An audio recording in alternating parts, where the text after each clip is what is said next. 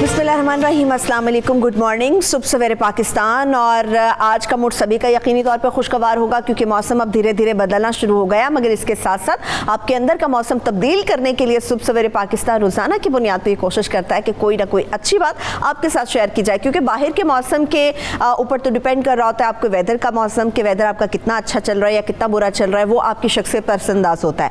मगर इसके साथ साथ आपकी शख्सियत को बनाने का जो एक बीड़ा उठाया हुआ है सुबह सवेरे पाकिस्तान ने, वो जारी और सारी रहेगा, क्योंकि हमारी कोशिश होती है कि सबसे पहले हमारे शो के आगाज़ पर कोई ना कोई अच्छी बात आपके साथ शेयर की जाए। जैसे कि दखल अंदाजी हम रोज़ाना की रूटीन पे देखते हैं, बहुत सारे हमारे दोस्त अहबाब होते हैं, बहुत सारे कलीग्स ऐसे होते हैं, या हमारे फैमिली मेम्बर्स में से भी बहुत सारे लोग ऐसे होते हैं जो किसी ना किसी शक्ल में आपके काम में दखल अंदाजी कर रहे होते हैं। दखल अंदाजी को अगर मैं बहुत ही सादा अल्फाज में बयान करूँ तो ये होता है कि दूसरों के मामलात में, दूसरों के कामों में टांग अड़ाने वाली बात होती है। तो खुदारा दूसरों के मामलात में टांग ना अड़ाएं। अगर आप उन्हें को बेहतर मशवरा नहीं दे सकते तो उसके लिए बेहतरीन हल ये होता है कि आप चुप रहें, अपनी जुबान को बंद रखें, होंठों को सीलें। किसी को भी आप ये ना कहें कि भाई तुम्हारा ये काम सही है, तुम्हारा ये काम गलत है, इसको इस तरह से होना चाहिए या इसको उस तरह से होना चाहिए। तो दखल अंदाजी से अवॉइड करें, क्योंकि कोई भी शख्स है उसे बेहतर तौर पे पता है कि वो अपना काम किस तरह से सरअंजाम देना चाहता है या दे रहा है, और उसके कॉन्सिक्वेंसेस क्या होंगे या फिर उसके पॉजिटिव रिजल्ट्स भी सामने आ सकते हैं। तो दखल अंदाजी या दूसरों के काम में टांग अड़ाना जो अगर आप बंद कर देंगे तो डेफिनेटली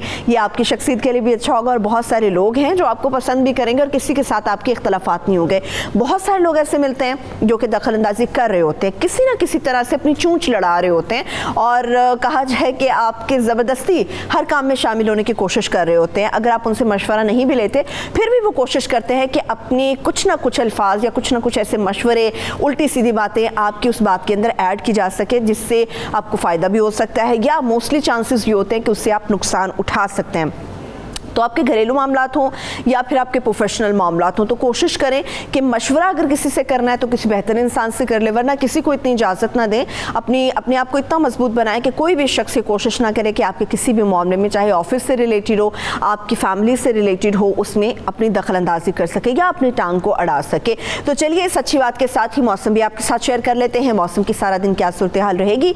मौसम की वैसे तो ये होता है कि अब शाम में, चूँकि मिड ऑफ सितंबर गुजर चुका है, इसके बाद ये देखा जाता है 20 सितंबर के बाद मौसम ज़्यादा बेहतर होना शुरू होता है, क्योंकि शाम में हवाएं चलना शुरू हो जाती हैं। कल जिस तरह से मैं वॉक के लिए निकली कल रात में, तो मुझे अंदाज़ा हुआ कि जी मौसम तो बड़ा ज़बरदस्त है, और मैंने कल ही आपको बता दिया था कि शाम में बड़ी मज़ेदार किस्म की हवाएं चलेंगी, और वाकई लाहौर में शाम के अंदर तो हवा चलना शुरू हो गई है, मगर अभी थोड़ा लेट हो जाता है। तो इंशाल्लाह ताला 20 के बाद यही देखने में आता है कि मौसम जो है जैसे ही आप इवनिंग के साथ साथ टर्न होते जा रहे होते हैं, अंधेरा छाना शुरू होता है, उसी तरह से मौसम भी बेहतर होना शुरू हो जाता है। तो आज सारा दिन मौसम की क्या सूरत हाल रहेगी, सबसे पहले लाहौर शहर का मौसम आपके साथ शेयर कर लेते हैं। लाहौर में कम से कम दर्जा हरारत तो 24 रहेगा और ज़्यादा से ज़्यादा 33 डिग्री सेंटीग्रेड तक जाने का इम्कान है।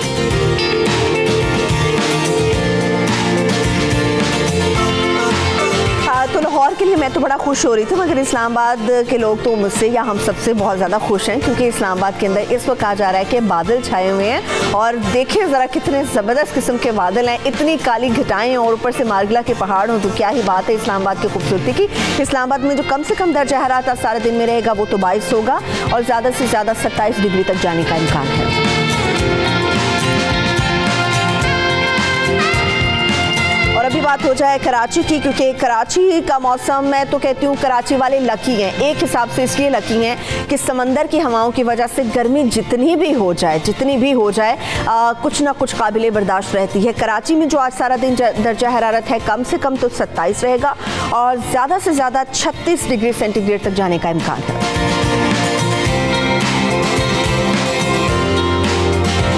पेशावर शहर का मौसम लाहौर से भी कदरे बेहतर है क्योंकि वहाँ पर डिग्रीज लाहौर के और उसके कुछ सिमिलर हैं, मगर मैक्सिमम की अगर हम बात करें तो मैक्सिमम में लाहौर को वो बीट करते हुए चले जा रहे हैं। सूरज तो निकला हुआ है मगर इसके साथ साथ मैं आपको बता दूँ डिग्रीज जो हैं तकरीबन सिमिलर हैं लाहौर के साथ।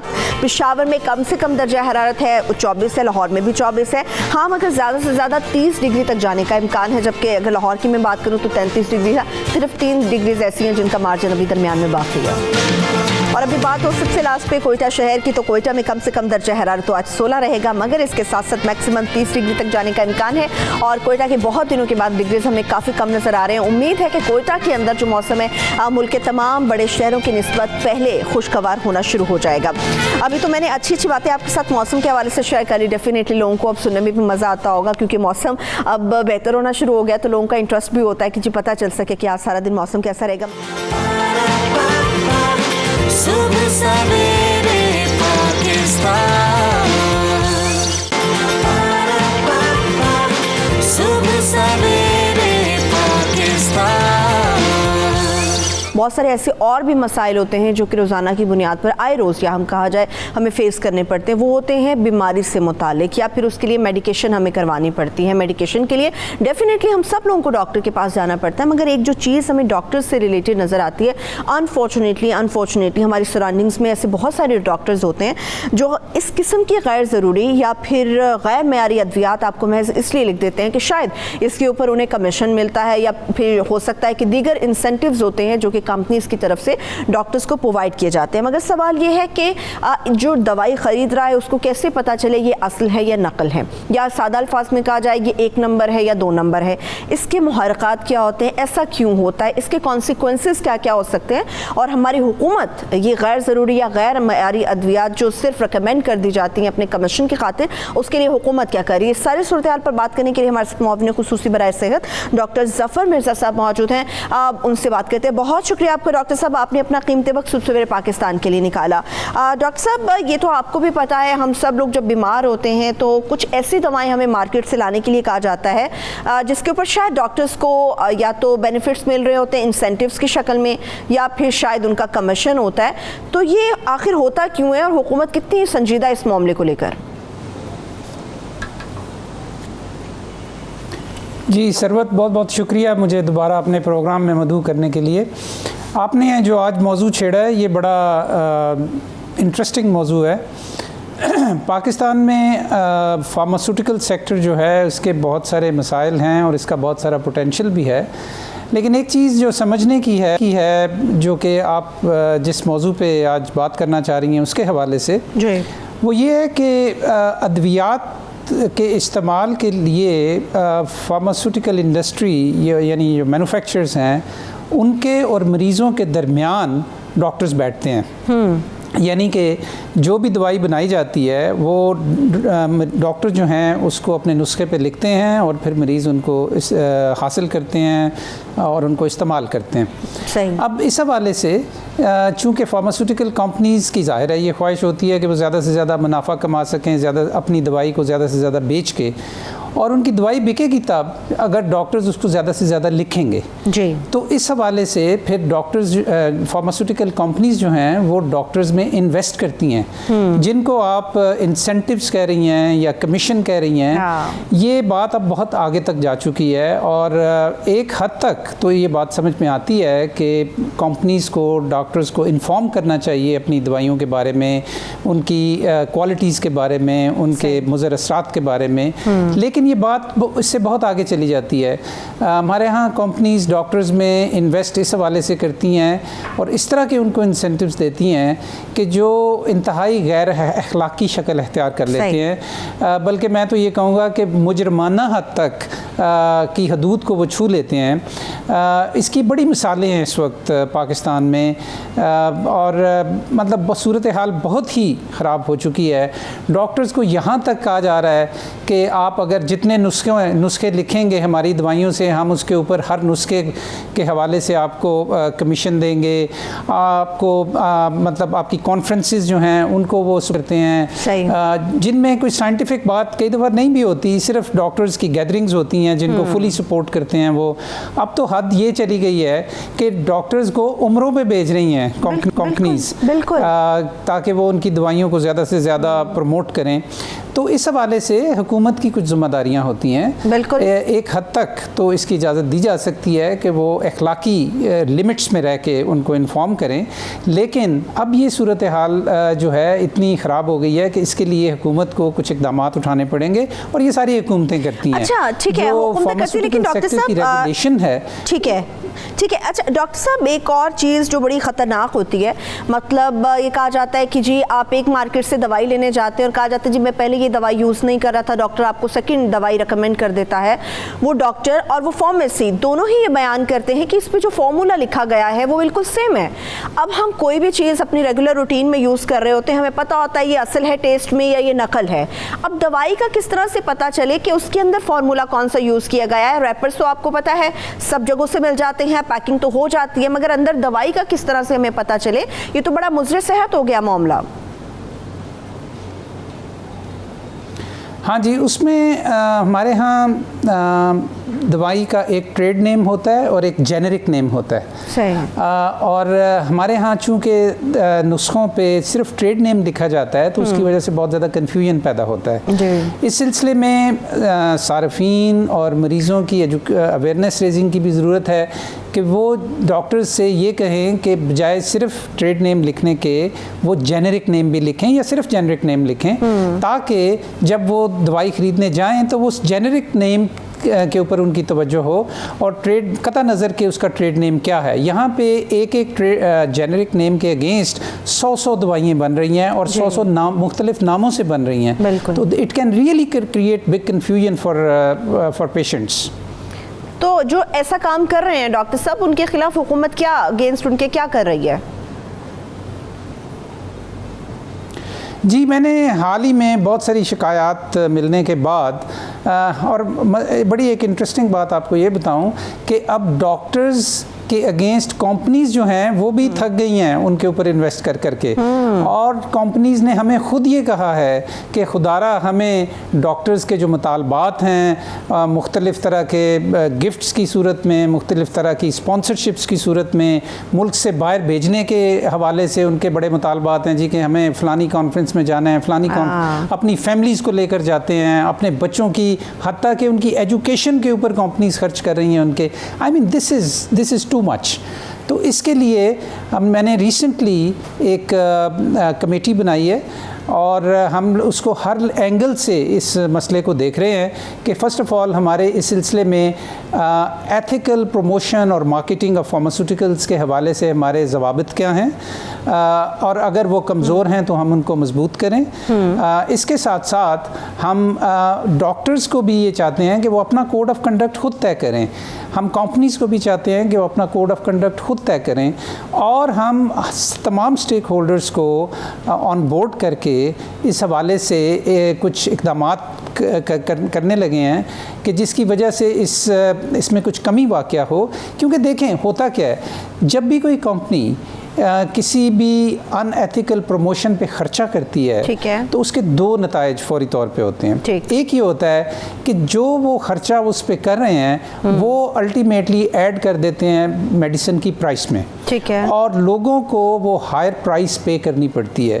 तो पाकिस्तान में जो हायर प्राइसेस का मसला है अद्वियात का, उसका एक उनसर उसमें ये भी है कि जो कंपनीज बहुत ज़्यादा प्रमोशन के ऊपर खर्च करती हैं उसकी वजह से मेडिसिन की प्राइसेस बहुत ज़्यादा ऊपर चली जाती हैं। और दूसरा जो उसका नुकसान है वो ये है, जिसकी तरफ आपने भी निशानदेही की, कि अद्वियात फिर इरेशनली यूज़ होती हैं। ठीक है, अगर ज़रूरत नहीं भी तो डॉक्टर लिख देगा और आपको इस्तेमाल करनी पड़ेगी। ठीक है, वेरी शॉर्टली डॉक्टर साहब मुझे ये बताइएगा, ये तो बात होगी कि आप लोग इसके अगेंस्ट कुछ ऐसे एक्शंस ले रहे हैं कि इसमें कमी लाई जा सके, मगर ये जो सेल्फ मेडिकेशन वाला मामला है, लोग खुद ही से जाते हैं किसी भी फार्मेसी से कोई भी दवाई लेते हैं, उसका इस्तेमाल कर लेते हैं, इसके अगेंस्ट आप लोग क्या करना चाह रहे हैं, या क्या कोई इकदाम उठाया गया है कि लोगों को इस चीज़ से रोका जा सके, क्योंकि ये भी एक बड़ा ख़तरनाक मामला है।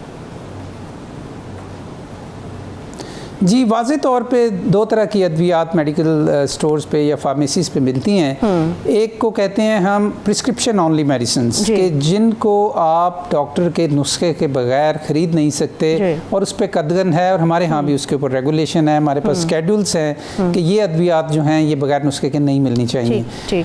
उसकी दो मिसालें मैं आपको देता हूँ। मसलन एंटीबायोटिक्स जो हैं वो डॉक्टर के नुस्खे के बगैर नहीं खरीदी जानी चाहिए। जो साइकोट्रोपिक मेडिसिन्स हैं, यानी मेंटल हेल्थ के लिए जो प्रॉब्लम्स के लिए जो यूज़ होती हैं, उनको भी नहीं ख़रीदा जाना चाहिए। दूसरी तरह की जो मेडिसिन्स होती हैं उनको कहते हैं OTC, over the counter medicines. उसके लिए आपको नुस्खे की ज़रूरत नहीं होती। ज़रूरत इस बात की है पाकिस्तान में कि हमारे अपने जो रेगुलेशंस हैं for prescription on the medicines, उनको पाबंद बनाया जाए फार्मेसीज़ को कि वो उस नुस्खे के बगैर ना बेचें।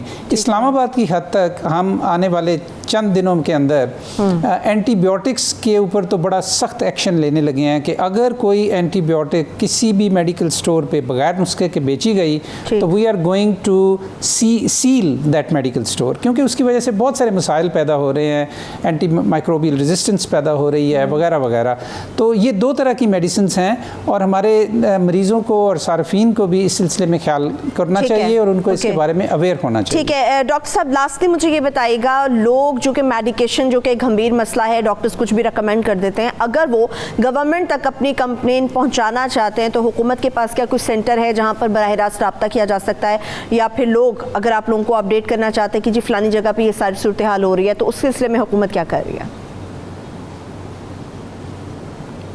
जी, उस सिलसिले में फ़िलहाल तो यही है कि हमारी वेबसाइट्स हैं, उस पर सार्फिन जो हैं या मरीज़ जो हैं अपनी कंप्लेंट्स भेज सकते हैं। ठीक है। लेकिन मैं आपसे मुत्तफ़िक हूँ, इसका ज़्यादा मरबूत इंतज़ाम होना चाहिए, ज़्यादा बेहतर इंतज़ाम होना चाहिए। हेल्पलाइंस होनी चाहिए ऐसी कि जहाँ पे लोग अपनी कंप्लेंट्स का रजिस्टर करवा सकें। इंशाअल्लाह ताला इस सिलसिले में भी आने वाले वक्त में हम काम करेंगे। ठीक है, बहुत शुक्रिया, thank you so much doctor Zafar Mirza साहब, आप यहाँ पर तशरीफ़ लेकर आए और आपने अपना वक्त दिया। इंशाअल्लाह ताला फिर जब सेहत से मुतालिक, आवाम की सेहत से मुतालिक बात होगी तो इंशाल्लाह फिर आपको यहाँ पर बुलाएंगे, दावत देंगे।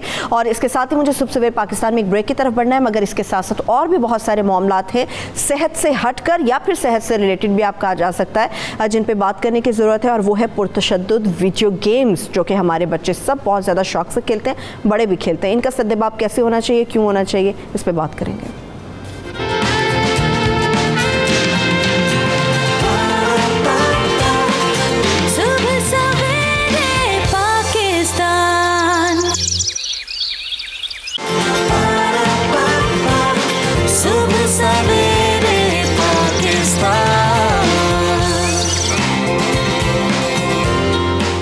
यकीनन ये वो मामला है जिसके ऊपर बात करना बड़ा ज़रूरी है, क्योंकि ये मामला हर घर के अंदर बड़ा गंभीर शक्ल इख्तियार कर चुका है। हर घर के अंदर जिसके अंदर बच्चे मौजूद हैं वहाँ पर इस किस्म की गेम्स, वीडियो गेम्स कहा जाए, पुरतशद्दुद वीडियो गेम्स हैं जिनको बड़े शौक़ से लाया भी जाता है, बच्चों के साथ बैठ के खेला भी जाता है, और बच्चों को नितने तरीक़े भी बताए जाते हैं कि ख़ुद को कम्पीट किस तरह से इस गेम के अंदर करना है, आपने ख़ुद को आगे नेक्स्ट लेवल पर किस तरह से लेकर जाना है, मार धाड़ कैसे करनी है, तशद्दुद कैसे इस गेम में करना है। मगर क्या हमने कभी ये सोचा कि ये पुरतशद्दुद गेम्स हमारे बच्चों के लिए कितनी ख़तरनाक है, जिनका माइंड डेवलप हो रहा है, जिनका जहन अभी बन रहा है, जो अभी अपने लड़कपन की तरफ बढ़ रहे हैं या वहाँ से आगे की स्टेजेस पर जा रहे हैं। मगर हम लोग यही भूल जाते हैं, अपने बच्चे को सिर्फ मुआशरे के अंदर दूसरे मकाम तक ले जाने के लिए या दूसरे बच्चों से आगे ले जाने के लिए हम इस किस्म के पुरतशद्दुद वीडियो गेम्स अपने घर में बच्चों के हाथ में देते हैं कि लीजिए और इसको खेलिए। ऐसा क्यों होता है? वीडियो गेम्स किस किस्म की होनी चाहिए, इसके बच्चों पर क्या असरात मुरतब होते हैं, इस पर बात करने के लिए हमारे साथ इस्लामाबाद स्टूडियो से हमारे गेस्ट मौजूद होंगे। डिजिटल प्रिंटिंग एक्सपर्ट हैं सदफ़ खान हमारे साथ मौजूद होंगी। थैंक यू सदफ़, आपका बहुत शुक्रिया। और डिजिटल राइट्स एक्सपर्ट हैं असद बेग। असद, आपके भी वक्त का बेहद शुक्रिया। अच्छा असद, आपसे आगाज़ करते हैं। जब हम वीडियो गेम्स की बात करते हैं तो पुरतशद्दुद का वर्ड हमेशा वीडियो गेम्स के साथ आता है पाकिस्तान के अंदर, जो हम बच्चों के लिए लेकर आते हैं, खेलते हैं। क्या आप समझते हैं ये वाकई हकीकत है कि मार धाड़ वाली जितनी भी गेम्स हैं उनकी डिमांड दूसरी गेम्स की निस्बत कहीं ज़्यादा है? बिल्कुल ऐसा ही है जी। जितनी पॉपुलर गेम्स हैं आज मशहूर हैं, प्ले स्टेशन पे देख लें, एक्सबॉक्स पे देख लें, कंप्यूटर्स पे देख लें, ऑनलाइन देख लें, वो सारी जिनको अंग्रेज़ी में फर्स्ट पर्सन शूटर कहते हैं, यानी कि उसमें आपको किसी को मारना होता है, कोई मिलिट्री कैंपेन लीड करनी होती है एंड सो ऑन।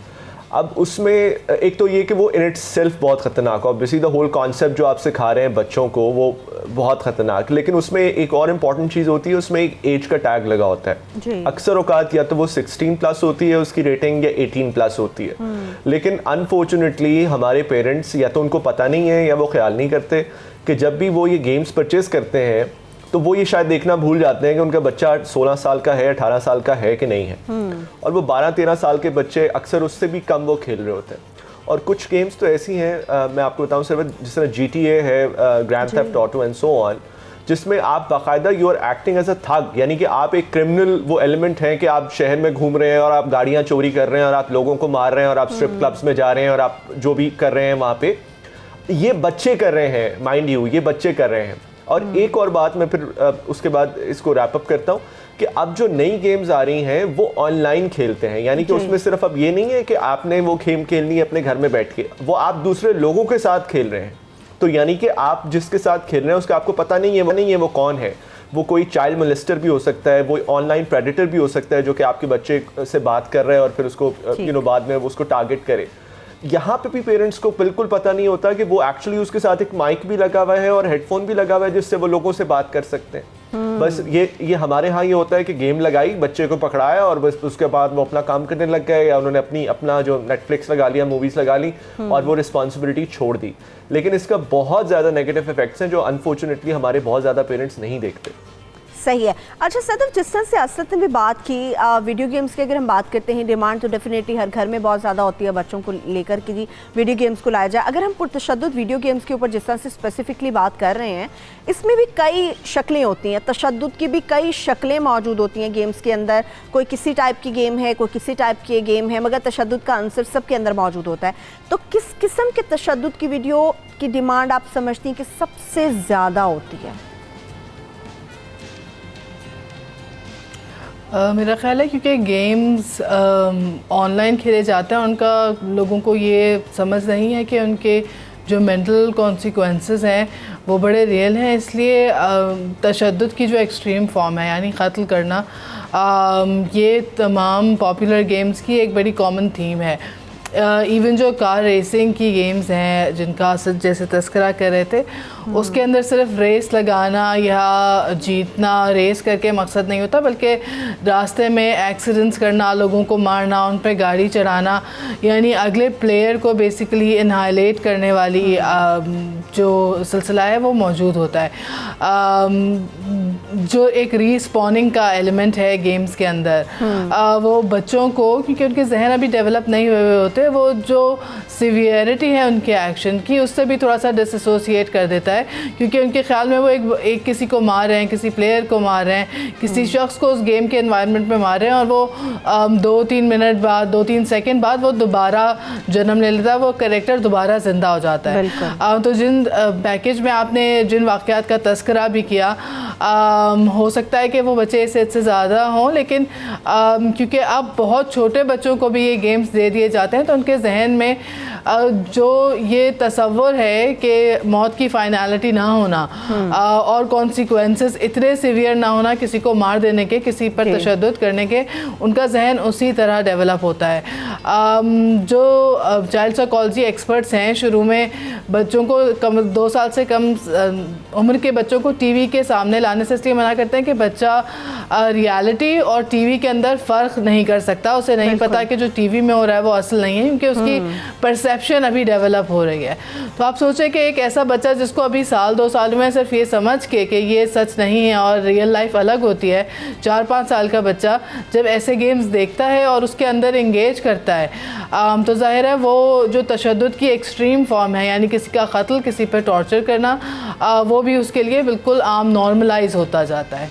तो इस तरह की बहुत सारी एग्जांपल्स हैं और जिस तरह से कराची के वाक़े की हमने ख़ास तौर पे अपने पैकेज में भी बात की है, इससे रिलेटेड और भी बहुत सारे ऐसे सानेहात हैं जो पेश आ चुके हैं वीडियो गेम्स की वजह से। अच्छा असद, अगर सिर्फ हम पाकिस्तान की बात करें, ये तो बहुत सारी ऐसी गेम्स हैं जो ऑनलाइन हम खेलते हैं, इंटरनेशनली उनको खेला जाता है, कहीं पर भी कोई भी प्लेयर होता है जो कि बैठ के इस चीज़ को आपके साथ इंजॉय कर रहा होता है, पुरतशद्दुद गेम्स को। मगर अगर सिर्फ पाकिस्तान की हम बात करें तो पाकिस्तान जैसे मुल्क में हमारे बच्चों के लिए किस किस्म की वीडियो गेम्स हैं जो आप समझते हैं कि अभी बनाई जा रही हैं? क्या ये मुतासिर हैं उन्हीं गेम्स से जो कि पुरतशद्दुद वीडियो गेम्स इंटरनेशनली खेली जा रही हैं? देखिए, ये बड़ा अच्छा सवाल है। एक तो सबसे पहले तो ये है कि जो पाकिस्तान में गेम डेवलपमेंट का प्रोसेस है वो इतना ज़्यादा नहीं है ऑब्वियसली, अभी हम उसमें आगे जाएंगे वक्त के साथ। लेकिन ये है कि जो आपने पूछा जो किस किस्म की गेम्स हैं जो कि अच्छी हैं या जो कि खेलनी चाहिए। अच्छा, यहाँ पे मैं ये बिल्कुल भी नहीं कह रहा कि जो सारी वीडियो गेम्स हैं वो ख़राब हैं। इनफैक्ट ये प्रूवन फैक्ट है कि आपके जो बच्चे हैं उनके रिफ्लेक्सेस तेज़ होते हैं अगर आप उनको स्पोर्ट्स की गेम्स खिलाएं, अगर आप उनको फॉर इंस्टेंस अब जो स्ट्रैटेजी की गेम्स हैं, चेस वगैरह या उससे रिलेटेड बहुत सारी चीज़ें हैं और बहुत सारे हैं, ये हज़ारों में हैं, अगर आप प्ले स्टेशन में देखें या एक्सबॉक्स में देखें, वो खिलाएं तो आपके एक्चुअली बच्चे की डेवलपमेंट में उससे हेल्प मिलती है। लेकिन ये जो फर्स्ट पर्सन शूटर गेम्स हैं, जिस तरह सदफ ने भी बताया, ये दे आर वेरी डेंजरस। अच्छा, इसमें एक मैं और चीज़ बताऊंगा कि अब ये एक मिक्स, उसका एक हाइब्रिड गेमिंग का एक तरफ कॉन्सेप्ट जा रहा है और उसमें ये है कि आपकी फिजिकल मूवमेंट्स को वो कैप्चर करने की कोशिश कर रहे हैं। So for instance play station में भी और बाकी जगहों पे भी अब आपके हाथ में कंट्रोलर के बजाय अब वो एक चीज़ आ गई है जिसको VR कहते हैं, तो आप अपने हाथ हिलाएंगे। तो उसका कॉन्सेप्ट यही है कि आपके बच्चा या आप जब भी गेम खेलें तो वो ये ना हो कि आप एक सोफे पे वेजिटेबल की तरह बैठे हुए हैं और वो उस पर टाइम लगा रहे, बल्कि आपकी कोई बॉडी मूवमेंट हो। ये हमारा आई थिंक किसी ना किसी लेवल पे फोकस होना चाहिए। एक और आपने बात की बहुत इंपॉर्टेंट कि वायलेंस किस तरह वो करते हैं। देखिए, violence obviously unfortunately is a reality of the world.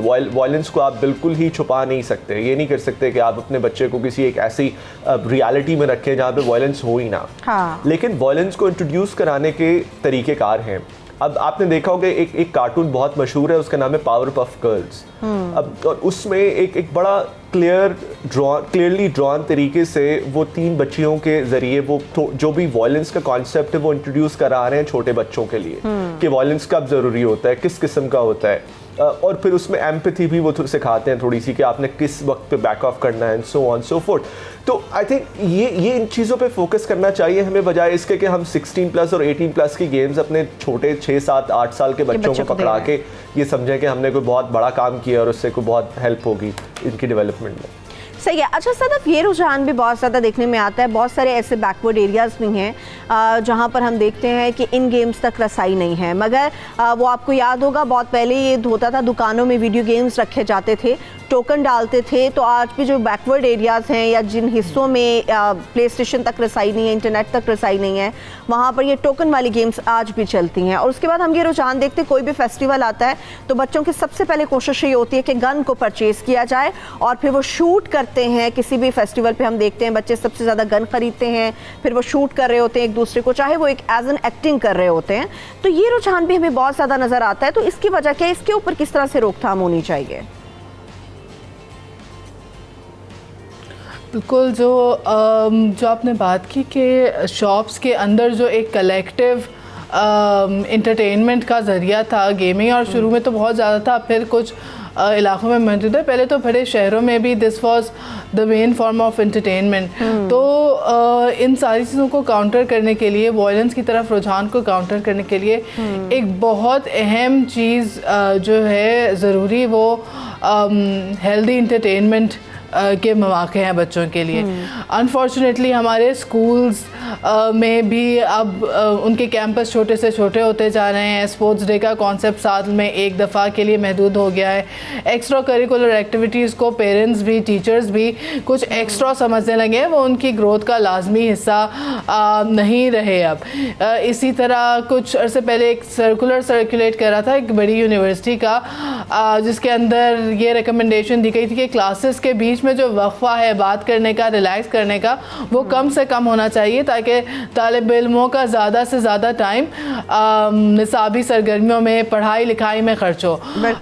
अब ये वाला जो सारा एलिमेंट है कॉम्पिटिशन्स का स्कूल में, जो जिसमें एम्फेसिस ज़्यादा से ज़्यादा पढ़ाई की तरफ और खेल को, इंजॉयमेंट को, एंटरटेनमेंट को ज़्यादा हम डी प्रायोरिटाइज करते जा रहे हैं, उसके अंदर बच्चों के पास जो एक हेल्दी तरीक़ेकार है एंटरटेनमेंट का, अपनी क्रिएटिव एनर्जीज़ को सर्व करने का, वो नहीं होता। इसी तरह जो हमारी पब्लिक फैसिलिटीज़ हैं, पार्क्स की हालत कोई अच्छी नहीं है, कोई ऐसे गेमिंग एरिनाज नहीं मौजूद जहाँ पे लोग कलेक्टिवली किसी अच्छे स्पोर्ट में, किसी अच्छी तफरीही सरगर्मी में हिस्सा ले सके। तो जो सॉल्यूशन है वो इतना सिंपल नहीं है कि आपने एक वीडियो गेम एक बच्चे के हाथ से हटा दिया या उसकी एक्सेस बैन कर दी, किसी दुकान में उसको पैसे नहीं दिए देने के, लेकिन जो वो आपने गैप क्रिएट किया ये सब लेके, उसको आप किस चीज़ से फिल कर रहे हैं, वो बहुत इंपॉर्टेंट चीज़। सुबह सवेरे पाकिस्तान, सुबह सवेरे पाकिस्तान। असद, बहुत इजी एक्सेस है कि जिस तरह से हम ये पुरतशद्दुद वीडियो गेम्स खेल सकते हैं, मगर आपने देखा होगा कि बहुत सारी ऐसी चीज़ें हैं जो कि पाकिस्तान की तरफ से बैन की गई हैं, जिनके ऊपर एक्सेस नहीं हो सकती आपकी, और वेबसाइट्स जो हैं उनको ब्लॉक कर दिया गया है। इसी तरह से क्या कोई ऐसी पॉलिसी, क्या कोई ऐसा सेंसर बोर्ड हमारे यहाँ मौजूद नहीं है जो ऑनलाइन इसके ऊपर जो है कदगन लगा सके या इसको रोक सके, इसकी रोकथाम हो सके? देखिए, आई थिंक ये बड़ा आसान तरीका है कि गवर्नमेंट को कहना कि आप फलां चीज़ बंद कर दें, और ये हम भी अक्सर ये करते हैं कि बिकॉज हम लेज़ी पेरेंटिंग की तरफ ज़्यादा जाते हैं। हमें कहते हैं गवर्नमेंट जो है वो ख्याल रखे, गवर्नमेंट ये बंद करे, गवर्नमेंट फलां बंद करे। ये बंद करने के मामले से हमें थोड़ा सा आगे जाना पड़ेगा। हमें देखना पड़ेगा कि हमारी अपनी रिस्पॉन्सिबिलिटी क्या है एज पेरेंट्स। ये पहली बात। दूसरी बात ये कि जो आपने एक बहुत इंपॉर्टेंट आई थिंक बात हम यहाँ पे मिस कर गए हैं, वो पेरेंटल कंट्रोल्स हैं ऑन इंटरनेट एंड ऑन इस किस्म की गेमिंग। पेरेंटल कंट्रोल का आम ज़बान में मतलब ये होता है कि पेरेंट्स वो कंट्रोल करें कंटेंट के, उनके बच्चे वैसा नहीं हो पा रहा ना, क्या देख सकते हैं। अनफॉर्चुनेटली ऐसा नहीं हो पा रहा सर। यही मैं कह रहा हूँ ना, वो इस वजह से नहीं हो रहा, वो इस वजह से नहीं हो रहा कि हमने उस पर कभी ध्यान नहीं दिया। और ये हमारा अपना कसूर है। हमारे टेलीविजन्स में अब आप देखें, जो भी हमारे टेलीविजन आजकल आ रहे हैं मार्केट में, उन सब में पेरेंटल कंट्रोल का एक ऑप्शन होता है। आप अपने व्यूअर से पूछिएगा कि कितने ऐसे लोग हैं जिन्होंने वो एक्सप्लोर करके भी देखा है कि वो उसका मतलब क्या है। आप प्ले स्टेशन परचेज करें, आप एक्सबॉक्स परचेज करें, उन सब में पेरेंटल कंट्रोल का ऑप्शन होता है। आपका मोबाइल फ़ोन, यहाँ तक कि जो आप बच्चों को अपने हाथ में पकड़ाते हैं, उसमें दसियों ऐसी ऐप्स हैं जो कि कंटेंट को रिस्ट्रिक्ट कर देती हैं। अब यहाँ तक भी अब है कि यूट्यूब फॉर किड्स है, यानी कि अगर वो यूट्यूब फॉर किड्स आपने अपने मोबाइल में की हुई है तो उसमें कोई ऐसी वीडियो नहीं आएगी जो बच्चों के लिए नहीं है। तो ये छोटी छोटी चीज़ें जो हमारी जिम्मेदारी है, हम गवर्नमेंट के ऊपर वो अनफॉर्चुनेटली नहीं डाल सकते। और वो अब मैं आपके व्यूअर से भी सवाल करूंगा कि जरा वो खुद से पूछें कि आपके घर में अगर बच्चे हैं तो कितने ऐसे लोग हैं जिन्होंने पेरेंटल कंट्रोल को यूज करने की कोशिश की है या सोचा भी है इस बारे में। ठीक है असद, आपने व्यूअर्स की बात की, हमारे रेगुलर कॉलर याहिया भी हमारे साथ मौजूद हैं, उनसे बात कर लेते हैं। हो सकता है कि इसके ऊपर वो कोई अपनी ऐसी राय पेश कर सके। अच्छा याहिया, वेलकम करेंगे आपको। कोई बात करना चाहेंगे पुरतशद्दुद वीडियो गेम्स जो कि बच्चे बहुत ज्यादा शौक से आजकल खेलते हैं? तो आपके मौसूस मेहमानों को सलाम। I want to answer that question. वजह ये है कि सरवत, मैं खुद भी देखा है कि मेरा बेटा एक बहुत इसमें इन्वॉल्व रहा है और रहता है, और रात को देर तक गेम्स खेलता है और वो वीडियोस देखता है, हालांकि वो बड़ा भी हो गया। मैं दो बातें करना चाहूंगा। एक तो पेरेंटल कंट्रोल लाजिम है, ये बात नहीं है, लेकिन कंट्रोल गवर्नमेंट का भी होना चाहिए। देखिए, चाइना नाइनटेंडो गेम बनाता था, वहां बैन है, नाइनटेंडो गेम वहां नहीं खेल सकते, उन्होंने ऑनलाइन बैन कर दिया। ऑनलाइन गेम्स होते हैं। देखिए, टीवी की से तो बात आगे निकलती है, स्मार्टफोन पे किसी का कंट्रोल नहीं। I can show you, guarantee you, कोई कंट्रोल नहीं है स्मार्टफोन का। और स्मार्टफोन अब बच्चों को देना आपकी मजबूरी ये हो गई है कि अब वो उनका सारा जो असाइनमेंट है, उनका स्कूल का कंसर्न ये। हाँ, मैं इनके सवाल का जवाब दूं, हाँ मैं जिम्मेदार हूँ। इसलिए मैं जिम्मेदार हूँ कि मैं अपने बच्चों को क्वालिटी टाइम नहीं देता, मैं उसको ऑल्टरनेट चीज नहीं देता, मैं उसको किसी असाइनमेंट पे नहीं लगाता, मैं उसको जान छुड़ाने के लिए मोबाइल दे देता हूँ ताकि मेरा माँ का भी वक्त बच जाए। और मेरा सवाल यही है आपके इनसे कि ये हमारी गलती है। जब तक हम इनिशियल लेवल पे बच्चों को कंट्रोल नहीं करते, जब बड़े हो जाएंगे तो उसी नैच में निकल जाएंगे। तो मेरा सवाल ही कि हाउ कैन कंट्रोल, क्योंकि ये तो हमारी बस से बाहर है ना, क्योंकि स्मार्टफोन तो देना ही पड़ेगा, क्योंकि वो तो सारा उनका असाइनमेंट, उनकी कॉलेज, उनका स्कूल, उनकी हर चीज उस पर मुनसर हो गई है। आइंदा दौर में तो किताबी भी खत्म है। यही मेरा सवाल है कि हमें तरीके बताए जाएं कंट्रोल करने के। Thank you. ठीक है, थैंक यू सो मच याजा, आपने कॉल की। तो सिर्फ किस तरह से कंट्रोल हम लोग कर सकते हैं? देखिए, जब हम बच्चे होते थे तो एक बड़ी मशहूर कहावत होती थी कि children should be seen not heard. और बच्चों को अक्सर जब भी कोई सीरियस मामला होता था, वो घर का मामला हो, वो सियासत का मामला हो, बच्चों को उसके बारे में खामोश रहने के लिए कहा जाता था, उन्हें कुछ नहीं बताया जाता था। फॉर्चुनेटली और अनफॉर्चुनेटली अब जो दौर है उसमें हमारे बच्चे हमसे ज़्यादा अवेयर हैं। तो भाई ने जो बात की कि हमें ज़रूरत है देने की, बिल्कुल ज़रूरत है देने की। अगर आप नहीं देंगे तो बच्चे पीछे रह जाएंगे, लेकिन साथ में जो ज़रूरत और हमारी रिस्पॉन्सिबिलिटी बढ़ गई है वो टेक्नोलॉजी को समझने की है एज़ पेरेंट्स। तमाम मोबाइल फ़ोन्स पे ऐप्स मौजूद हैं, मोबाइल के अंदर अपने कंट्रोल्स मौजूद हैं, कंट्रोल ऐप्स मौजूद हैं, उनको इंस्टॉल किया जा सकता है, बच्चों का कंटेंट रिस्ट्रिक्ट किया जा सकता है। और most importantly open conversations with children, वो क्या देख सकते हैं क्या नहीं देख सकते, उनको ये पता होना कि उनका पेरेंट, उनके वालिदैन उनकी एक्टिविटी को मॉनिटर करेंगे, देखेंगे, किसी हद तक उन्हें बताएंगे। और अगर किसी चीज़ से आप उन्हें मना करें तो ऐसे नहीं कि बस ये नहीं करना, बल्कि ये समझाना कि ये आपने क्यों मना किया है, इसके क्या रिपरकशंस हैं, वो कौन सा वक्त है, वो कौन सी उम्र है जिसके अंदर ये कन्वर्सेशन रिविज़िट की जाएगी, उनका एक्सेस बढ़ाया जाएगा। जो हमारे बच्चे हैं वो डिजिटल नेटिव्स हैं, वो पैदा होते ही डिवाइसेस को देखते हैं और उनकी समझ बूझ पेरेंट्स से ज़्यादा है और ज़्यादा रहेगी, ये बढ़ती रहेगी। It's a natural part of the evolution process. अब क्योंकि वो सोशल फैब्रिक में, एजुकेशनल फैब्रिक में नॉलेज सोसाइटीज़ का कॉन्सेप्ट आ गया है, अगर आप अपने बच्चे को टेक्नोलॉजी से दूर रखेंगे तो आप उसकी लाइफ में, उसकी सक्सेस में हर्डल्स क्रिएट कर रहे हैं। तो अब जिम्मेदारी ये नहीं कि उन्हें दूर कैसे रखें, बल्कि उन्हें समझाएं किस चीज़ के क्या कॉन्सिक्वेंसेस हैं, और ख़ुद अपने आप अपनी लर्निंग को बढ़ाएं कि आप उनकी जो एक्सेस है वो देख कैसे सकते हैं, उसके क्या कॉन्सिक्वेंसेस हैं और उसको आप कंट्रोल किस तरह से कर सकते हैं। उसके बगैर अनफॉर्चुनेटली जैसे जो हमारा जिसका तस्करा अभी आपकी कॉलर ने किया कि वो जो लेज़ी पेरेंटिंग है कि बच्चों को मोबाइल इसलिए दे दिया जाता है कि हमारा अपना वक्त बच जाए, तो ये एक बहुत डेंजरस सिचुएशन की तरफ हम जा रहे हैं, जिसमें जाहिर है फिर हमारा कंट्रोल कम से कम होता जाएगा। ठीक है, ठीक है। अच्छा असर, आप मुझे शॉर्टली बिल्कुल प्लीज़ लास्टली बताइएगा कि पुरतशद्दुद वीडियो गेम्स तो हैं, बच्चों को टेक्नोलॉजी से अवेयर भी करना है, मगर इस टेक्नोलॉजी को बच्चे तक प्रोवाइड या भेजते हुए से ट्रांसफ़र करते हुए हमें कौन सी ऐसी इंपॉर्टेंट चीज़ें और पहलू हैं जिनको मद्देनज़र रखना चाहिए? सिर्फ 2 पॉइंट्स आखिरी। नंबर 1 ये कि टाइम लिमिट होनी चाहिए। आप ये सिर्फ देखें, आप पहली बात तो ये कि 2 साल से कम के बच्चे को मोबाइल किसी भी सूरत में आपने नहीं देना। 2 साल के बाद जब आप उनको मोबाइल फ़ोन देना शुरू करेंगे तो उसमें कम से कम ये आपने नोटिस करना है कि वो उनका जो स्क्रीन टाइम है, जिसको अंग्रेज़ी में कहते हैं, वो 1 घंटे से ज़्यादा ना हो कम से कम। फिर उसके बाद वो बढ़ा लें 2 घंटे 2-4 साल बाद, लेकिन उससे ज़्यादा ना रखें। ये देखना बड़ा ज़रूरी है, नंबर 1। नंबर 2, आपकी कॉलर ने बात की, हर मोबाइल फ़ोन पे, एंड्रॉयड पे, आईफोन पे एप्लीकेशंस मौजूद हैं जो कि पेरेंटल कंट्रोल का काम करती हैं। यूट्यूब फॉर किड्स मैंने आपको बताया, बच्चों के लिए ब्राउजर्स भी हैं, अलग अलग ब्राउजर्स हैं। अगर आप बच्चों के लिए इंस्टॉल करते हैं तो वो किसी ऐसी वेबसाइट या कंटेंट पे नहीं जा सकते जिनको आप बच्चों के लिए इस्तेमाल कर सकते हैं। बहुत शुक्रिया, थैंक यू सो मच। ठीक है, बहुत शुक्रिया आपका Sadvik, thank you so much. Sadaf Khan, आपका भी बेहद शुक्रिया। इसके साथ ही मुझे ब्रेक की तरफ बढ़ना है। सबसे बड़े पाकिस्तान में जब ब्रेक आएंगे तो बात होगी उस एक खास शख्स की जो हर वक्त कहीं ना कहीं किसी न किसी शक्ल में आपके, मेरे, हम सब के दरमियान मौजूद रहता है। सुबह सवेरे पाकिस्तान,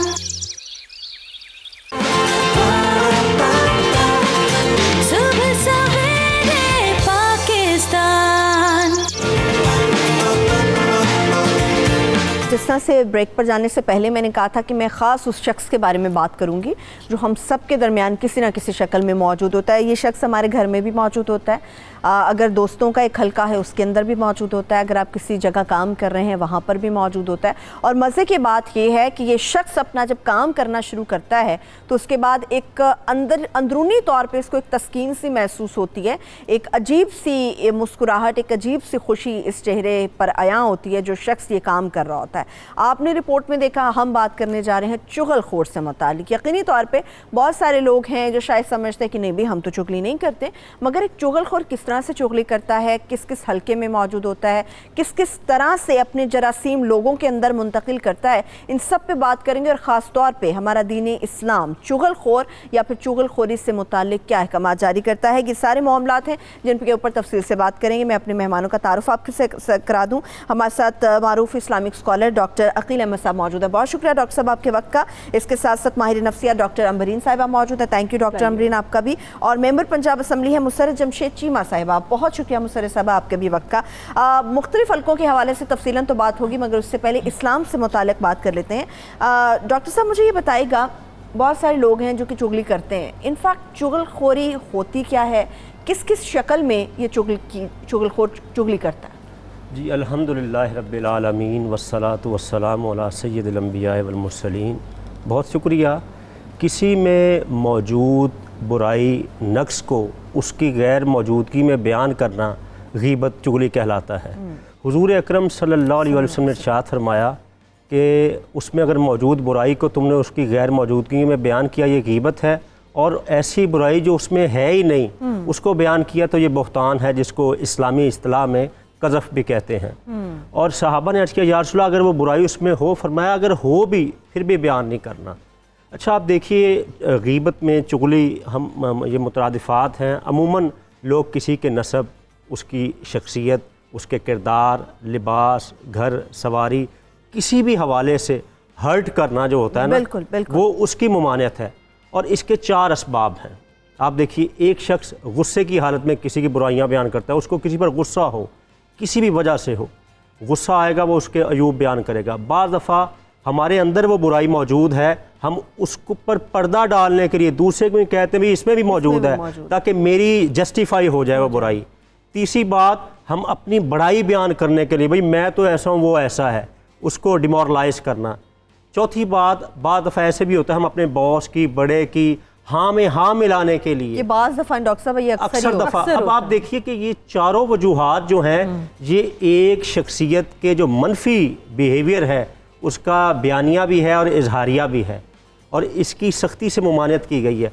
और इस्लाम जिस खूबसूरत मुआशरे की तश्कील चाहता है उसमें उसने लेसन दिया है अखुवत का। और अखुवत की बुनियाद ये है कि हुजूर अकरम सल्लल्लाहु अलैहि वसल्लम ने इरशाद फरमाया कि मुसलमान वो है जिसकी ज़ुबान और हाथ से दूसरे महफूज रहें। अब आप देखिए, जब किसी को पता चलेगा कि आप उसकी बुराइयां बयान कर रहे हैं उसकी अदम मौजूदगी में, तो क्या ये वलकत करमना बनी आदमा, कुरान ने जो कहा कि हमने औलाद आदम को इज़्ज़त दी है, उसके मनफी रवैया नहीं है। जब आप उसकी इज़्ज़त नहीं कर रहे तो वो आपकी कैसे करेगा? तो जब एक मुआशरे में लोग एक दूसरे की इज्जत नहीं करेंगे तो हुस्न मुआशरत की तश्कील कैसे मुमकिन हो? ये आपने बड़ी खूबसूरत बात की है डॉक्टर साहब। लेकिन डॉक्टर साहब, जिस तरह से डॉक्टर साहब ने अभी बताया, डॉक्टर अकील अहमद साहब ने, कि ये चीज़ें हैं जो चुगलखोर करता है और इस वजह से करता है, अगर इसके नफ्सियाती पहलू को देखा जाए, अमूमन देखते हैं जब चुगलखोर पकड़ा जाता है या पता होता है कि ये चुगली कर रहा है तो उसके चेहरे पे एक अजीब सी खुशी होती है। ये लोग चुगलखोरी आखिर करते क्यों हैं? देखिए सरवत, इसमें 2 चीज़ें आ जाती हैं। एक तो हम इसको टोटल ये नहीं कहेंगे कि ये कुछ लोगों की मेंटालिटी है, क्योंकि अब माजरत के साथ अब ये ज़्यादा लोगों की मेंटालिटी हो गई है, आप समझ रहे हैं। इसलिए अब हम इसको उस तरह से अब नॉर्मैलिटी में नहीं लेते, साइकोपैथ्स में नहीं लेते, या सैडिस्ट अप्रोच में नहीं लेते कि जो लोग दूसरों को पेन इन्फ्लिक्ट करके खुशी महसूस हासिल करते हैं, ये उस कैटेगरी में नहीं। अगर अब देखूँ, ये हमारा एक रवैया बन चुका है। It's less of an abnormality in that way, and it's more of हमारा एक एटीट्यूड बन चुका हुआ है। और इसमें 2 चीज़ें शामिल हैं। एक तो ये है कि जो चुगली करने वाला, और मुझे लगता है कि ये ज़्यादा इसलिए भी हो गई है कि हम सुनते हैं बैठकर, हम एंजॉय करते हैं। हम सिर्फ अभी तक बात कर रहे हैं कि चुगलखोर चुगली इसलिए करता है क्योंकि उसको सुना जाता है, उसके इर्द गिर्द 4 लोग बैठ के सुनते हैं। ये बिल्कुल उसी तरह के जब दिल में तो उसके ये भी होता है 4 लोग मुझे सुन रहे हैं तो फ़ायदा भी हो रहा है, फ़ायदा भी हो रहा है। दिस इज़, अब वो जो 4 लोग सुन रहे हैं, they are equally involved into that. You got my point. चूँकि हम उनको सुनते हैं, अटेंशन वो सीख करते हैं। फॉर एग्जाम्पल, अगर आप देखेंगे कोई गैदरिंग हो और वहाँ पर जो है वो, तो अगर उनमें से कोई 1 या 2 ऐसे लोग हैं जो कि गॉसिप के नाम के ऊपर, माजरत के साथ, ये जो हम स्लैंडरिंग वर्ड है, चुगलखोरी, ये हम वर्ड्स अपने लिए रखे हुए हैं, ये हमने यो वर्ड्स रखे हुए हैं, गॉसिप, बिचिंग, यू सी ये सिर्फ गॉसिप और बिचिंग नहीं है. Again if you are talking about someone, जैसे डॉक्टर साहब ने कहा, एट द बैक किसी की गैर मौजूदगी में आप कर रहे हैं और आप सो कॉल्ड अपना टाइम पास कर रहे हैं, तो ये बिल्कुल चुगलखोरी और गीबत में ही आता है. और एक इंटरेस्टिंग चीज़ ये है कि हमारी ये कुछ समहाउ नफ्सियात बन चुकी हुई है कि हम कहते हैं कि यार हम चिल कर रहे हैं, हमें मज़ा बड़ा आता है. यू सी, तो हमने अपनी इंटरटेनमेंट भी ढूंढ ली है कि किसी की एब्सेंस में. हालांकि अगर हमने करेक्शन करनी है, अगर हमारी मेन इंटेंशन या नीयत जो है वो किसी की करेक्शन है, तो करेक्शन तो तभी होगी जब हम सामने बैठकर उस बंदे से बात करेंगे कि यार ये इस तरह से नहीं, इस तरह से होना चाहिए. अगर आप बैक पे बात कर रहे हैं तो आप उसकी करेक्शन तो कर ही नहीं रहे हैं. तो वहां पर ये रवैया है Sarwat, it's more of a रवैया जो कि माजरत के साथ हमारे एशियन कल्चर के अंदर मैं इसको ज़्यादा देखती हूँ एज कम्पेयर टू. मैं ये नहीं कह रही कि बाहर के मुल्कों में या वेस्ट में नहीं, लेकिन हमारे यहाँ ये कल्चर ज़्यादा डेवलप हो गया है. ये है तो सही, और इसके बहुत सारे पहलू हैं जिनके ऊपर फर्दन बात होगी. मगर इसके साथ साथ चूंकि जब एक सियासतदान आपके साथ मौजूद हो तो फिर सियासत के मैदानों की खबर भी हमें पता होनी चाहिए. अच्छा मुसर्रत साहिबा, ये तो हम देखते हैं गैदरिंग्स तो होती हैं, खवातीन मुख्तलिफ किस्म की गैदरिंग में. जब हम बात करते हैं पॉलिटिशियंस की, उनकी तो गैदरिंग की बात ही कुछ और होती है. तो आप लोगों के हल्के में चुगली होती है? अच्छा, ये बड़ा मैं भी मौलाना साहब जब बात कर रहे थे और हमारी डॉक्टर साहिबा, तो पता है क्या सरवत, इट्स ओवरऑल हम भी तो सोसाइटी में से ही है ना. See, it's a tragedy of our society.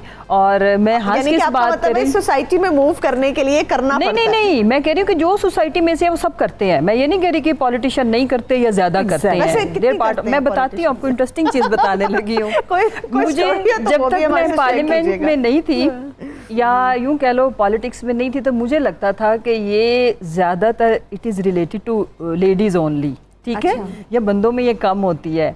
But मेरे लिए जो इट्स अ शॉकिंग थिंग कि मर्द ज्यादा चुगली करते हैं. मर्द ज्यादा चुगली करते हैं. लिसन मैं आपको भी बताती हूँ, इंटरेस्टिंग चीज बताऊं कि बेसिकली आप हमारे एशियन जो सोसाइटी है ना, ये मेल डोमिनेटिंग है.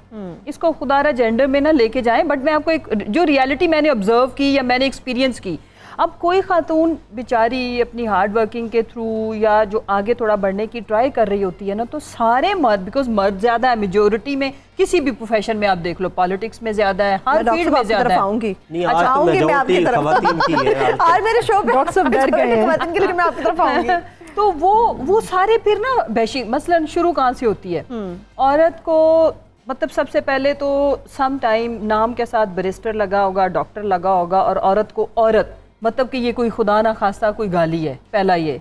फिर कि जी और कुछ नहीं मिला, if she is capable enough, तो फिर उसके कपड़ों को कर लिया, डिस्कस कर लिया, बात को, पर्सनैलिटी को, इवन इस हद तक कि इवन जो प्लस पॉइंट्स होते हैं, इवन मैं आपको सच्ची बात बताऊं कि ख़वातीन की जहाँ पे मेल डोमिनेटिंग ज़रा ज़्यादा है डोमिनेशन, वहाँ पे इवन ख़वातीन का खूबसूरत होना भी उसको डिस्काउंट कर देते हैं कि शायद ये शी इज़ वेरी प्रिटी है. आज आप मुसर्रत साहबा को ब्रेकिंग न्यूज़ दे दें. मुझे 8 से 10 साल हो गए हैं पॉलिटिक्स के ऊपर बात करते हुए, अब मैं इंफरटेनमेंट के अंदर आ गई हूँ, मगर आप कोई ब्रेकिंग न्यूज़ आज दे दें कि मुझे पता हो ये होता है. अच्छा मैं बता, ब्रेकिंग न्यूज़, ये सारी बातें ब्रेकिंग न्यूज़ के मर्द ज़्यादा करते तो आप हैं. फिलर्स दे रही हैं. अच्छा नहीं, एक और मज़े की बात, एक और मज़े की बात. और पता है क्या उसमें ये है कि जो मेरा मानना है, हमारे नबी सल्लल्लाहु अलैहि वसल्लम ने फरमाया कि एट अ सीरियस नोट कि ईमान का कमज़ोर तरीन दर्जा है कि आप उसे दिल में बुरा जानो.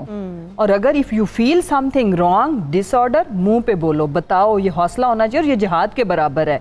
हम जैसे जैसे अपनी बेसिक तालीमात, बेसिक वैल्यू से दूर होते जा रहे हैं. मसलन मैं आपको बताऊं, पॉलिटिक्स में सक्सेसफुल होने के लिए सबसे पहला लेक्चर जो मुझे हर जगह से मिला, मेरे बड़े करीबी जो मेरी वेलफेयर चाहते हैं, वो कहते हैं थोड़ा मुनाफिक होना चाहिए, मुंह पे ना बोला करें, उसका वर्ड डिप्लोमेटिक या जो भी थोड़ा सा सी. और जो लोग बेचारे सच बोलते हैं या थोड़ा सा मुंह पे बात कर देते हैं, उन्हें डिस्करेज किया जाता है और वो पीछे रह जाते हैं.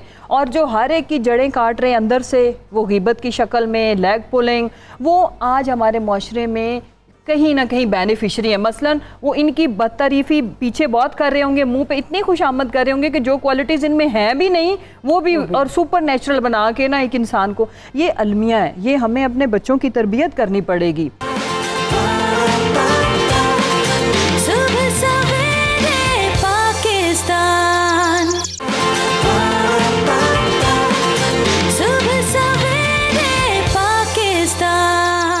डॉक्टर साहब अनफॉर्चुनेटली हम अपने बच्चे को आज मुनाफिक बनना सिखाते हैं, माजरत के साथ सुनने क्योंकि वालों हम के उनके साथ माजरत सामने के जो साथ हम कहते रोल हैं मॉडल है ना, सोसाइटी में parents, हम मूव जो करना कर रहे है तो थे आपको वो मुनाफिक exactly। बनना पड़ेगा, आपको ये भी करना पड़ेगा, आपको वो भी करना पड़ेगा। मगर जब हम बात करते हैं कि हम तो मुसलमान हैं, हमारा दीन तो इस्लाम है, और इस्लाम के अंदर जो चुगलखोरी करता है उससे मुतालिक क्या सजाएं हैं, क्या अहकामात हैं? अच्छा, पहली बात तो जो इन्होंने फरमाई ना कि मर्द करते हैं, मेरा ख्याल असेंबली का माहौल इनके जहन में है तो उस वजह से शायद इन्होंने फरमाया कि मर्द ज़्यादा करते, उधर ज़्यादा मर्द ही हैं। नहीं जिस हाँ नहीं, उधर भी, इसीलिए और आप- किसी अच्छा, ऑफिस में मैं भी सीरियस पॉलिटिक्स में एक- इतना इन्वॉल्व होते हैं, लेग पुलिंग में, ऐसी- बैक बाइटिंग अच्छा, अब में, मैं ये they do। बड़े अदब Actually से करना मैं चाहूँगा। एक सिर्फ बात जी। कर लूँ, मेरा मकसद ये नहीं है कि बट पॉइंट ये कि मर्दों के बारे में कहा जाता था कि नहीं करते, बट मेरा एक्सपीरियंस ये है कि वो तो इक्वली करते हैं। ये चले ये भी नहीं कहते कि ज्यादा या कम, बट they do। अच्छा, मैं अर्ज करूँ कि अब हमें जो हमारे जो सोशल कह लें कि बिहेवियर है ना, उसको बुराई को बुराई के तौर पर लेना चाहिए और अच्छाई को अच्छाई के, इसको किसी जेंडर से वही मैंने पहले लिंक अप नहीं बोला। करना चाहिए,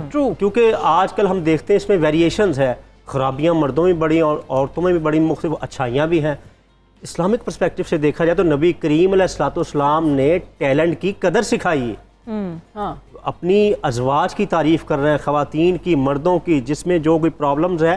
अच्छा, होना क्या चाहिए कि अगर किसी में से कोई नक्स निकालना भी है ना, नबी करीम अलैहिस्सलाम का क्या तरीका मुबारक था, लेक्चर देते हुए किसी का नाम नहीं लेते थे, सेल्फ रिस्पेक्ट का ख्याल। बिल्कुल। आज मैं अदना सा टीचर हूँ यूनिवर्सिटी में, तो मैंने भी अगर अपने स्टूडेंट्स को कोई बात समझानी हो ना तो नाम लिए बगैर कहता हूँ, कुछ स्टूडेंट्स का ये बिहेवियर है जो कि नहीं चाहिए, उसकी इज्जत भी रहती है और जिसमें होती बाद में शुक्रिया अदा करता है भी हो आपने मेरा नाम नहीं मेरा नाम नहीं लिया, तो हमें भी यही बिहेवियर रखना चाहिए। अब आ जाए इसकी सजा के ऊपर सजा जो इस्लाम नुकसानात के।